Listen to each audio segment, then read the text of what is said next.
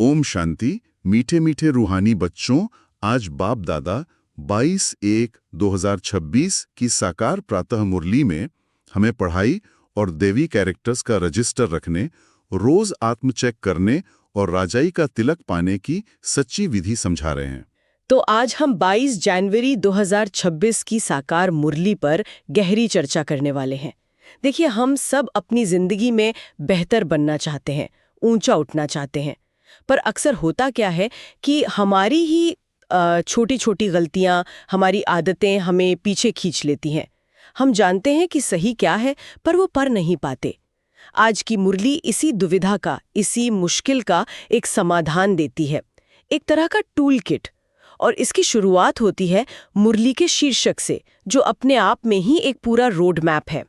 शीर्षक है, मीठे बच्चे, पढ़ाई और दैवी कैरेक्टर्स का रजिस्टर रखो, रोज चेक करो कि हमसे कोई भूल तो नहीं हुई। जी, और ये टाइटल ही मतलब अपने आप में पूरी मुरली का निचोड़ है। बाबा यहाँ कहते हैं कि रजिस्टर का मतलब कोई डायरी या कोई नोटबुक नहीं है, ये हमारे मन की एक आंतरिक जांच है, एक रोज का सेल्फ चेक। अच्छा। और पढ़ाई का मतलब भी सिर्फ जानकारी इकट्ठा करना नहीं है, बल्कि उस ज्ञान की जो गहरी समझ है उसे जीवन में उतारना है। और ये दैवी कैरेक्टर, दैविक कैरेक्टर, वो देवता समान जीवन की सिर्फ एक निशानी नहीं, बल्कि उसकी नींव है। पर इसमें जो सबसे गहरी बात है वो ये है कि भूल को छिपाने से हमारा आध्यात्मिक पद घटता है और सच्चाई से उसे स्वीकार करने से उन्नति होती है। ये कुछ ऐसा है जैसे अपने मन में ही एक कचहरी लगाना, जहां खुद के वकील भी हैं और जज भी, और जहां सिर्फ सच्चाई की जीत होती है। ये सुनने में तो बहुत सीधा लगता है, पर असल जिंदगी में अपनी गलतियों को मानना, खासकर ईश्वर के सामने या खुद के सामने, ये बहुत मुश्किल हो सकता है। बिल्कुल। हमारा अहंकार, हमारी शर्म, वो आड़े आती है ना। जी बिल्कुल। और मुरली इसी संघर्ष को सीधे सीधे संबोधित करती है। इसीलिए इसमें एक बहुत ही मार्मिक और प्रैक्टिकल सवाल उठाया गया है, जो सीधे हमारे लक्ष्य से जुड़ा है। क्या सवाल है? सवाल है, तुम बच्चे किस पुरुषार्थ से राजाई का तिलक प्राप्त कर सकते हो? और यह सवाल ही उस शर्म और अहंकार को पार करने का रास्ता दिखाता है। और इसका जवाब, वो कौन सा पुरुषार्थ है? इसका जवाब दो बहुत जरूरी बातों पर आधारित है। पहला है सदा आज्ञाकारी रहना। आज्ञाकारी रहना? हाँ, इसका सीधा सा मतलब है वफादार बनना। मुरली में कहा गया है कि जो इस संगम युग पर फरमान बरदार यानी आज्ञाकारी होने का टीका लगाते हैं, वही भविष्य में राजाई का तिलक पाते हैं। जो आज्ञा की अवज्ञा करते हैं, मतलब बेवफादार बनते हैं, वे यह अधिकार खो देते हैं। और ये सिर्फ बाहरी तौर पर आज्ञा मानना नहीं होगा मेरे ख्याल से। बिल्कुल नहीं। क्योंकि बिना मन के मानी हुई आज्ञा तो एक बोझ बन जाती है, वो अधिकार कैसे दिलाएगी? सही कहा, ये दिल से स्वीकार करने की बात है। आप इसे ऐसे समझ सकते हैं जैसे एक ट्रेनी पायलट को अपने इंस्ट्रक्टर के हर निर्देश का अक्षरशः पालन करना पड़ता है। शुरू में ये बंधन लग सकता है, लेकिन यही आज्ञाकारिता उसे एक दिन खुद विमान उड़ाने का अधिकार देती है।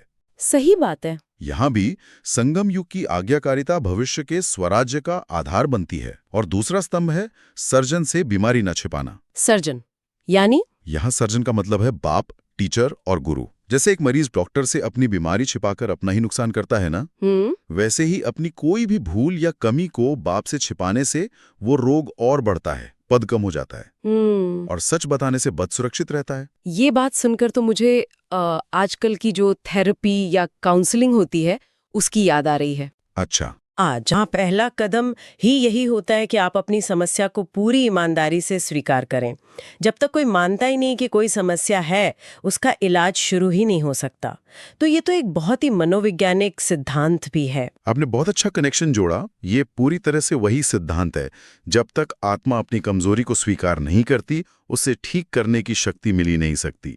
और मुरली में ये भी स्पष्ट है कि ये पढ़ाई कोई मामूली पढ़ाई नहीं है। इसका लक्ष्य बहुत ऊंचा है, विश्व का मालिक बनना। जी। ये वही गीता एपिसोड है जो हर 5000 साल में दोहराया जाता है।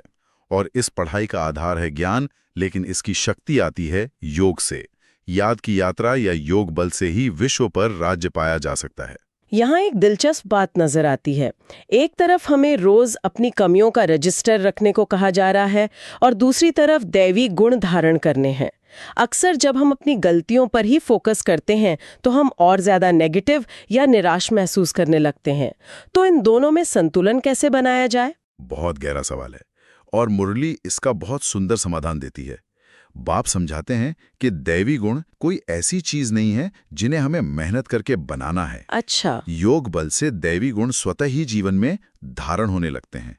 जैसे सूरज के सामने आने से गर्मी अपने आप महसूस होती है, वैसे ही बाप की याद में रहने से पवित्रता, शांति, प्रेम ये गुण आत्मा में स्वाभाविक रूप से आने लगते हैं। तो मतलब रजिस्टर रखना है अपनी चेकिंग के लिए, लेकिन फोकस बाप की याद पर रखना है। बिल्कुल। इसे ऐसे समझें, भक्ति मार्ग हमारा पास्ट यानी अतीत था, ज्ञान मार्ग हमारा वर्तमान है और योग वो भविष्य की राजाई के लिए शक्ति का स्रोत है। और जब हम ये रजिस्टर रखने की कोशिश करते हैं तो एक और चुनौती भी आती है। मुरली कहती है कि माया बहुत प्रबल है और वो बच्चों को ये रजिस्टर रखने ही नहीं देती। ये बात हमारे रोज के अनुभव से कितनी मिलती जुलती है ना? बिल्कुल। हम सब अच्छी आदतें बनाना चाहते हैं, रोज डायरी लिखना चाहते हैं, पर कोई चीज हमें बार बार टालने पे मजबूर करती है। जी, ये आत्मा का आलस्य है, पुरानी आदतों का खिंचाव है, जिसे मुरली में माया कहा गया है। उसका काम ही है हमें आत्मनिरीक्षण से दूर रखना, क्योंकि जिस पल हम अपनी भूल को देख लेंगे हम उसे सुधारने की कोशिश करेंगे, और माया ये नहीं चाहती। तो ये एक चक्रव्यूह जैसा है। हाँ, और जब कोई अपनी भूल बताता नहीं है तो वो भूलें और बढ़ती जाती हैं और आत्मा पर नाफरमान बरदार का टीका लग जाता है। और यहीं पर बाप की भूमिका स्पष्ट होती है। वो शिव बाबा ही क्रिएटर और डायरेक्टर हैं, इसलिए याद भी एक कोई करना है। किसी देहधारी से मोह नहीं रखना, सच्चा सर्जन एक ही है। और इसी से जुड़ा हुआ है निर्मोही बनने का निर्देश। कई बार लोग निर्मोही शब्द का मतलब गलत अर्थ निकाल लेते हैं। उन्हें लगता है इसका मतलब है अपने परिवार या दोस्तों से प्यार करना छोड़ देना, एक तरह से कठोर हो जाना। हाँ, ये एक आम गलत फहमी है। मुरली में इसका भावार्थ ये है कि हमें अपनी आसक्ति, अपनी अटैचमेंट को खत्म करना है, प्यार को नहीं। प्यार को तो और शुद्ध करना है। ये समझना है कि हमारा असली रिश्ता आत्मा का आत्मा से है। किसी भी देह या रिश्ते के मोह में फंसकर अपने मुख्य लक्ष्य को नहीं भूलना है।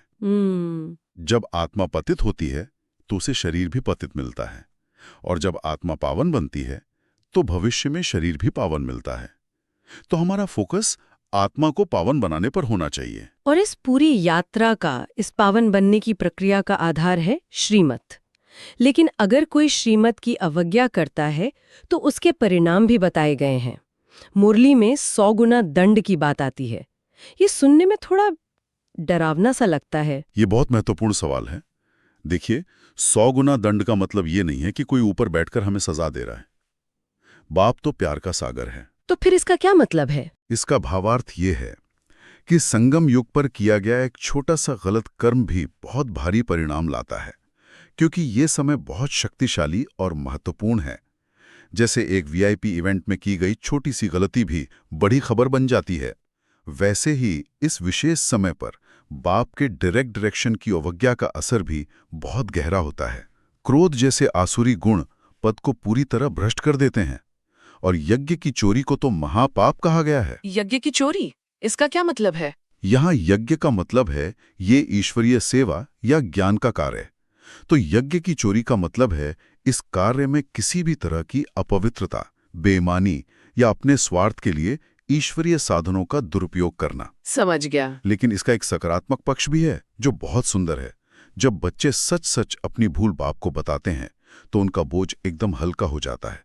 आप सोचिए, सर्वशक्तिमान बाप को, जो हमारा सबसे सच्चा दोस्त है, उसे बताने से आत्मा कितनी हल्की और आजाद महसूस करती होगी। बाप भी ऐसे सच्चे बच्चों पर खुश होते हैं। तो अगर हम आज की इस पूरी चर्चा के सार को कुछ मुख्य बिंदुओं में समेटना चाहें तो वो क्या होंगे? मतलब मेन टेकअवे क्या है? इसके 4 मुख्य स्तंभ हैं। पहला, ऊंचे पद के लिए पढ़ाई और दैवी कैरेक्टर यानी समझ और पवित्र चलन दोनों ही जरूरी हैं।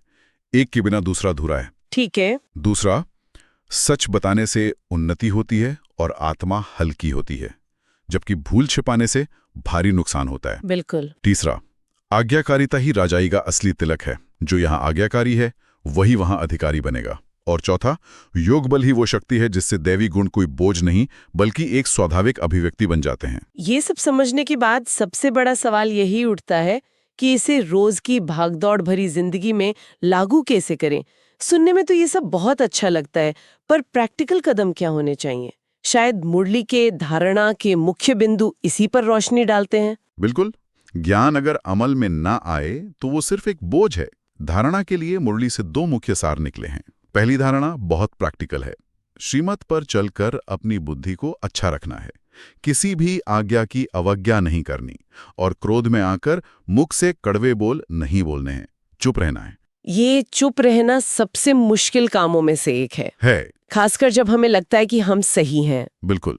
लेकिन आध्यात्मिक दृष्टि से उस क्षण में चुप रहना सबसे बड़ी शक्ति का प्रदर्शन है। ये आत्मनियंत्रण की निशानी है। और दूसरी धारणा है, दिल से एक बाप की महिमा करनी है और इस पुरानी दुनिया से अपनी आसक्ति को समाप्त कर निर्मोही बनना है। और इस पूरी प्रक्रिया को जांचने के लिए हम खुद से रोज रात को एक सवाल पूछ सकते हैं। कौन सा सवाल? आज के दिन में मैंने अपनी कोई भूल छिपाई या सर्जन को सच सच बताकर स्वयं को हल्का किया? यह एक बहुत शक्तिशाली आत्मचिंतन का प्रश्न है। अब आते हैं आज की मुरली के वरदान पर। आज का वरदान है, याद के आधार द्वारा माया की कीचड़ से परे रहने वाले सदा चेयरफुल भाव। ये चेयरफुल या हर्षित रहना आज की तनाव भरी दुनिया में तो एक सुपर पावर जैसा लगता है भी। इस वरदान का भाव बहुत गहरा है। बाबा कहते हैं कि जब भी कोई मुश्किल परिस्थिति सामने आए तो उसे दिल से वाह बाबा या ठा वाह कहकर बाप पर छोड़ दो। ये शब्द जादू का काम करते हैं। ये दिखाते हैं कि हमारा भगवान पर भरोसा कितना पक्का है। याद एक सुरक्षा कवच की तरह है जो हमें माया के कीचड़ यानी नेगेटिविटी और चिंताओं से परे रखती है, बिल्कुल कमल पुष्प के समान। इससे मन की स्थिति हलचल में नहीं आती और हम सदा चीयरफुल या हर्षित रहते हैं। और आज का स्लोगन है, पवित्रता की धारणा और धर्म को जीवन में लाने वाले ही महान आत्मा है। ये वरदान और स्लोगन, ये दोनों कैसे जुड़े हैं? बहुत सुंदर कनेक्शन है। स्लोगन महानता की असली परिभाषा देता है। महानता किसी बाहरी पद में नहीं बल्कि आंतरिक पवित्रता और दैवी गुणों को जीवन में लाने में है। और जो आत्मा अंदर से पवित्र और धारणा युक्त होती है वही सच्ची और स्थायी खुशी यानी चीयरफुलनेस का अनुभव कर सकती है। अपवित्रता और चिंता साथ साथ चलते हैं।